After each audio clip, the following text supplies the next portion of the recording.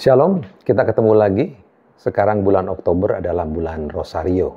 Saya bermaksud bikin video ini antara lain adalah untuk keluarga saya, terutama anak-anak. Ya, suatu saat supaya dia rajin berdoa Rosario. Saya juga mengajak para lelaki, khususnya para suami, supaya juga termotivasi untuk rajin berdoa Rosario. Karena saya merasa banyak sekali mendapatkan manfaat dari doa Rosario ini. Nah, dalam kesempatan ini saya ingin membicarakan dulu untuk Bunda Maria, mengenal Bunda Maria. Karena kita kalau doa Rosario tanpa mengenal Bunda dengan lebih baik, kadang-kadang merasa ada yang kurang gitu. Seperti saya dulu kan saya terpengaruh juga dengan narasi-narasi yang negatif tentang Bunda Maria, sehingga saya agak enggan gitu untuk doa Rosario. Jadi mudah-mudahan dalam kesempatan ini saya akan berapologetika. Tidak semua tentang apologetika tentang Bunda Maria, tapi khusus mengenai dogma Maria dikandung tanpa noda. Terutama diambil dari kitab Injil Yohanes dan kitab Kejadian. Yang alasannya karena memang terlalu banyak yang membahasnya ya.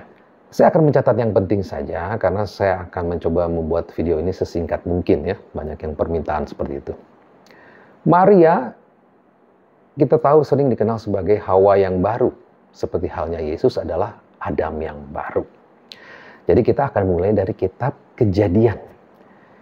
Dalam Kejadian 1 ayat 27, 38, 31 dikatakan bahwa Allah itu menciptakan manusia dengan sungguh amat baik.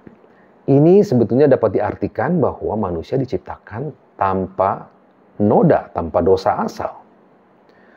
Lalu perhatikan, sekarang kita loncat ke kisah kejatuhan di bab 3. Perempuan itu tidak pernah dipanggil sebagai Hawa, selalu disebut sebagai perempuan. Baru setelah kejatuhan bab 3, perempuan itu diberi nama Hawa. Kejadian 3 ayat 20. Setelah kejatuhan kita tahu bukan hanya laki-laki dan perempuan saja yang menanggung dosa, tetapi juga pihak yang menggoda, yaitu sang ular.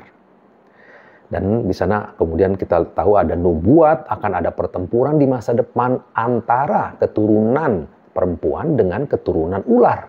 Kejadian 3 ayat 15. Penerjemah Yahudi kuno menyebut ini sebagai pertarungan antara kemanusiaan dan si jahat atau si iblis.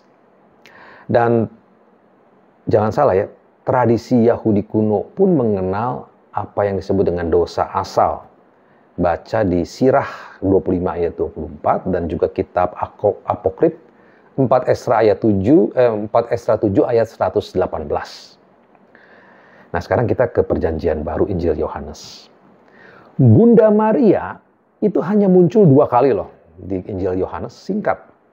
Yaitu di peristiwa perkawinan di Kana, Yohanes 2 ayat 1 sampai 12 dan saat penyaliban Yesus, Yohanes 19 ayat 25 sampai 27.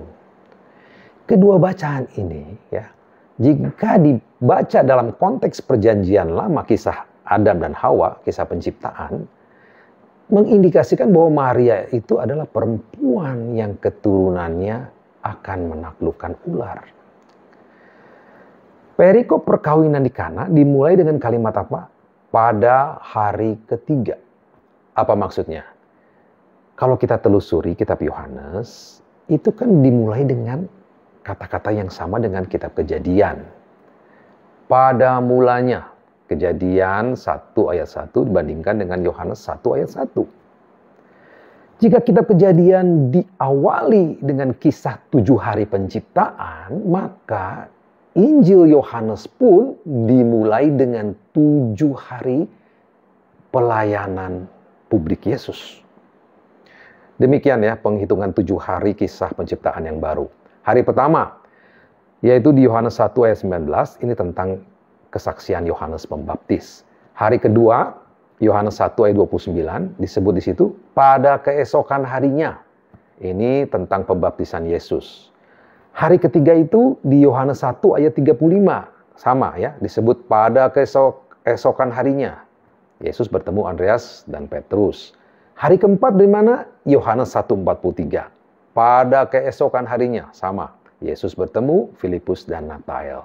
Nah, ini loncat pada dengan hari ketujuh langsung, yaitu di Yohanes 2 ayat 1. Karena dimulai perkawinan di Kana itu dimulai dengan kata-kata pada hari ketiga. Jadi 4 hari plus 3 hari. Ya, jadi 7 hari, sama dengan kisah penciptaan. Nah, seperti Hawa mengundang Adam untuk berbuat dosa pertama kali, sekarang Maria yang mengundang Yesus untuk membuat mukjizat pertama, untuk memulai misi penyelamatan. Ingat, Yesus menyelamatkan kita bukan dari dosa-dosa pribadi saja ya, tapi juga dari dosa asal. Itu makna pembaptisan. Lalu kita lihat sekarang penyalipan Yesus. Dalam Injil Yohanes, Yesus menggambarkan kematiannya di kayu salib itu sebagai saat si jahat akan ditaklukkan. Baca Yohanes 12 ayat 31 sampai 33. Nah, pada saat iblis akhirnya dikalahkan di kayu salib, Yesus sekali lagi memanggil ibunya sebagai apa? Perempuan. Teman-teman, mungkin yang bingung dalam terjemahan Alkitab bahasa Indonesia, di Injil Yohanes, baik dalam Yohanes 2 ayat 4 maupun Yohanes 19, Maria itu memang dipanggil sebagai ibu. Ini kemungkinan penerjemah bermaksud untuk memperhalus, karena bagi orang zaman sekarang, kalau memanggil ibu perempuan itu memang terdengar kasar, tapi tidak dalam tradisi Yahudi. Ya, kita bisa lihat dalam ayat-ayat lain. Jadi dalam bahasa aslinya, seperti di Yohanes 2 ayat 4, terjemahan seharusnya adalah perempuan, mau apakah engkau daripadaku? Tapi penggunaan kata perempuan, jika melihat konteks kisah penciptaan, maka menjadi lebih jelas. Ya, karena menegaskan bahwa Maria bukanlah perempuan biasa, melainkan pemenuhan dari Kejadian 3 ayat 15 sebagai Hawa yang baru. Ya, dan kayu salib adalah pohon kehidupan yang baru, di mana buah pohon kehidupan yang baru adalah Yesus sendiri. Ketika ia berkata, ia yang makan tubuh dan darahku akan memperoleh hidup yang kekal. Yohanes 6 ayat 54. Jadi Maria adalah Hawa yang baru. Menarik kalau kita tahu Hawa itu dalam bahasa Latin kan Eva ya. Kalau dibalik kan Ave, Ave Maria. Jadi memang Maria itu adalah Hawa yang baru. Persis kebalikannya.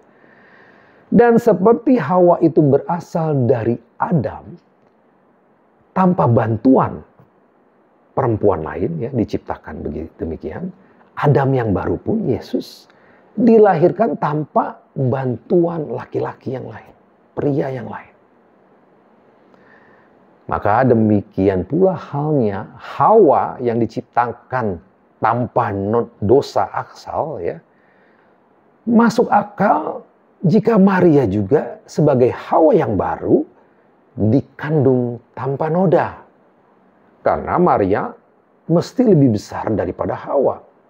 Sebagaimana Yesus juga jauh lebih besar daripada Adam.